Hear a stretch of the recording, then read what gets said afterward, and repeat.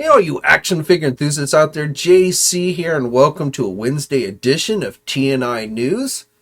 Now, before we get into the news, if you happen to see me favoring my right eye or you see it watering or something, it's because I got punched in the eye this morning by my dog. My dog, who likes to take up most of the bed, was laying in bed this morning, and I leaned over to give him belly rubs, and at the same time, he happened to stretch out his legs to stretch, as he always often does, and my eye ran right into his paw, so it's a little irritated and red. But anyway, we have a lot of news to cover today, so let's get into it. Let's start off with some news on the Marvel front. So first of all, we've got a new Fighting Armor 112 scale figure from Sentinel, the overseas company Sentinel. I was actually surprised to see this one. I thought this line had kind of come to an end. So if you're not familiar, if you don't remember the Fighting Armor stuff, it's where they took Marvel characters and essentially gave them armorized look. So everybody kind of dresses like Iron Man in this line. So this newest figure that just was announced today, we got the images for, is of Magneto. So X-Men and mutants are big right now, and so they are doing Magneto as the next figure in this line. Now, this figure I think has gone up for pre-order at Hobby Link Japan, but not yet at places like Big Bad Toy Store, but I suspect it will be going up there fairly soon. For you Marvel Legend fans, we have the winner for the packaging design of the Haslab Giant Man figure. So this is the one that won. I didn't vote, so I didn't get a say on this one, but probably out of the choices, this is, I would say, maybe the best one. I don't know. But again, this, according to Hasbro, is the winner for the art contest of the Hasbro packaging for the Giant Man. So when you get if you back the Haslab Giant Man, when you get it, this is basically what the packaging is going to look like. Also, Hasbro's Dan Young has announced that Marvel Legends Angel figure that we saw last week in the live stream, that will be going up for pre-order in the first week of January. So the first week of the new year, we're going to get a new Marvel Legend pre-order. And again, it is going to be the Angel figure, which I believe is going to be a deluxe figure, offered as a deluxe figure. At one point, I was thinking maybe it was going to be part of a wave, but it's rumored leaked listings indicate it is going to be a deluxe figure. So pre-order first week of January, according to Dan Young. And if you check out the Entertainment Earth drop page, it looks like the actual day is going to be January 4th. So which at 1 p.m. Eastern time. So if you want the Angel figure, which I think many X-Men fans are going to want it, look for that pre-order to go up again the first week of the new year, likely January 4th. Dan Young also just today indicated that there's going to be a 5th Wolverine 2-pack coming for the Marvel Legend line, and apparently they've already teased it.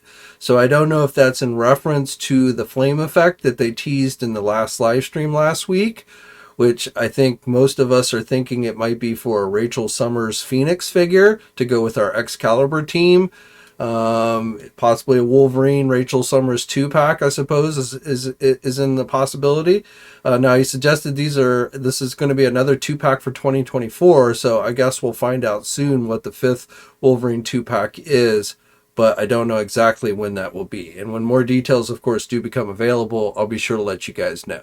Now, originally I was going to talk about the Hasbro Vault sale that happened this week, where Hasbro put up some of their older Haslabs for sale briefly on the Hasbro Pulse website. The sale was supposed to last from the 18th to the 19th, but everything sold out in like seconds. Now, it was nothing Marvel related went up. None of the, Sentinel or Galactus didn't go up at all. It was mostly, from what I can tell, ones where they maybe had some extras left over, either from cancellations. There's always a 2-week grace period, even if you backed it once the campaign ends, where you can cancel. Or they probably make a few extras if they have one, in case they have ones that are defective and they have to replace. But the ones that went up, the best one was probably the Unicron, which was the first one to sell out in like literally seconds. There was the Ghostbusters Proton Pack that sold out pretty quickly. The Star Saber for Transformers, Hero, one of their board games was on there as well, and also the G.I. Joe Sky Striker, which I think that was the last one to sell out. But everything sold out within like an hour or so. And again, most of it sold out in seconds, and I think that's just because it was just very limited inventory. Why they made the sale like a complete 24-hour, listed as a 24-hour sale, I don't know. I mean, maybe they thought people wouldn't spend the money, I don't know. But again, everything sold out quickly, and I think it was just because they were clearancing out whatever leftover inventory of the Haslabs that they had. It wasn't like they were making new Haslabs and trying to sell them, re-offer them or something. It again, I think, was just clearancing out what little inventory for a few of them that they had left. Now switching gears to Mondo. So this past weekend was Designer Con, and Mondo was in attendance. So they showed off a new X-Men animated series 1/6 scale Rogue figure. This image comes via MCU Collector, so thanks to him for that. And then they also had a panel where they showed off some slides of upcoming Spider-Man the animated series figures. So just like we've seen with Hasbro, where they did X-Men animated series stuff with the VHS figures, and then they switched over to Spider-Man. Now we're seeing Mondo doing the same thing. So still doing X-Men. In fact, they also have an X-Men 97 Cyclops that they're doing. And but for the Spider-Man animated series, it looks like they're going to be starting off with Spider-Man himself in his regular outfit, a black costume Spider-Man, and then Venom. So those, again, are based on the 90s Spider-Man animated series. And the slide images come via Toy Shiz. Now, sticking with Mondo, they also had some Masters of the Universe stuff on hand. So we got to look at their upcoming 1/6 scale Tila figure, as well as, and I think this is an Orko 3-pack, so Orko and Friends. And then for Batman the Animated Series, they showed a slide of Bane. For you Star Wars fans, we have a look at a new Vintage Collection 2-pack. This is Jedi Revan with the HK-47 assassin droid. So this is one that Hasbro mentioned as in one of their live streams was coming. They said it was going to be a fan channel exclusive. They didn't have images. It was a pipeline reveal, so no images. But Amazon, thanks to Amazon, who now has a placeholder page for this 2-pack, we've got images of this set. I don't know when the set is supposed to go up for pre-order. I haven't seen any indication that it would be this week, but it's probably going to be soon since Amazon has images and a placeholder page up for it. Again, this is supposed to be a fan channel exclusive, so besides Amazon, most online retailers like Big Bad Toy Store and Entertainment Earth should be carrying this set. And when I find out more about when this will actually go up for pre-order, I'll let you know. And then sticking with Star Wars, I've got a few new Hot Toy reveals. So 1/6 scale figures, both based on the Disney Plus Ashoka series, recent Disney Plus Ashoka live action series. So we've got the Night Trooper figure, along with Thrawn's second-hand man, Captain Enoch. So, if you want to add more Stormtroopers to your 1/6 collection, you'll probably want to check these out. Very kind of unique, especially the Enoch character. We never got a look to see who he was underneath the mask, or really even got an explanation for why this guy was wearing this kind of unique Stormtrooper mask. But nevertheless, both of these figures are coming, and as I'm filming this, they have not yet gone up for pre-order, but likely will be going up very soon. For you House of Dragon fans, we've got some new 7-inch scale figures, select figures coming from Diamond Select Toys. So both of these figures are going to be going up for pre-order later this week. They'll be available at comic book shops and places like Big Bad Toy Store and Entertainment Earth. The cost of these are $30 each. The two figures that they're starting out with are Daemon and Viserys. So the old guy and the former Doctor Who actor are getting figures from House of Dragons. I watched the first season. I thought it was okay, but I wasn't as impressed as the original series for this one. But nevertheless, we are getting a second series for House of Dragons, so that'll be coming soon to HBO Max. But again, if you want action figures for this property, Diamond Select Toys is going to be providing that for you. And speaking of action figures based on TV shows, we also have some new 4-inch scale figures from Hiya Toys based on the new Walking Dead Dead City series. So the two figures we're doing the Walker King. So I guess some leader of the zombies, I guess. I don't follow the series, so I'm not super familiar with it. But Negan is the second figure that they're doing that they've announced for this line. I'm sure they'll be doing more. Both of these figures are available for pre-order now at places like our sponsors Big Bad Toy Store and Entertainment Earth. And the cost of these are $24.99 each. For you My Hero Academia fans, we've got a new Amazing Yamaguchi figure. I told you this one was coming. We had seen a preview image. I'm going to butcher this name because I've never watched My Hero Academia in my life. I don't really know how you pronounce these guys. But Tamura, I guess is his name, and I know nothing about his powers. He comes with, looks like shoots things out of his cape or something, I don't know. And he comes with some various other accessories. Again, I really know nothing about this character and know very little about this property. It's just not something that's never interested me personally. But again, we have the official images. Now, this figure is not yet gone up for pre-order, but likely will very soon. So places like our sponsor, Big Bad Toy Store, should be offering it. And again, should be going up for pre-order pretty soon. Storm Collectibles has started to tease another one of their Street Fighter 112 scale figures from Street Fighter 2, The Final Challengers. This is their Blanka figure. So we'd seen this one previously on display at some conventions, but we have this preview image, and that likely means that the figure will be going up for pre-order maybe within the next week or so. For you WWE fans, we've got some new figures coming from Mattel. So we have WWE Legends Series 22. So we have a new Hulk Hogan figure, the NJPW Hulk Hogan with white variant. We are also getting Muhammad Ali. So they previously did Ali as a San Diego Comic-Con exclusive, but now you can get him in the regular line. The character, the Sultan, and Captain Lou Albano. So those round out your, again, WWE Legend Series 22. And then rounding things out as a WWE Ultimate Edition Target Store exclusive, we're getting Yokozuna, which will also have a variant figure. So again, that one will be a Target Store exclusive. Okay, now let's get into McFarlane Toys. So first of all, we have some new NHL SportPicks figures. Now, I'll be absolutely honest with you. This is how much I follow hockey these days. I didn't even know Vegas had a hockey team, but apparently they do, the Vegas Gold Knights, and I guess they won the Stanley Cup. So these figures are being released to celebrate that. So we're getting a Mark Stone figure with the actual Stanley Cup, and I don't really know these players either. So again, I'm going to be butchering these names, so forgive me. Jonathan, some French type name with the Conn Smythe trophy. And then Jack Urchel, I guess, is the third figure rounding out the trio here. So again, based on the Vegas Gold Knights. Now, right now, the only place that is offering these for pre-order is the McFarlane store itself. I do suspect other places like Big Bad Toy Store, maybe Entertainment Earth, will be carrying these at a later time. But right now, the McFarlane store is the place to get these.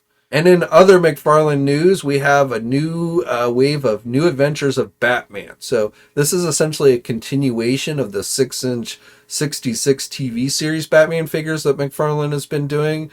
But instead of basing it on the 60s live action Batman series, these are based on the 60s cartoon animated series.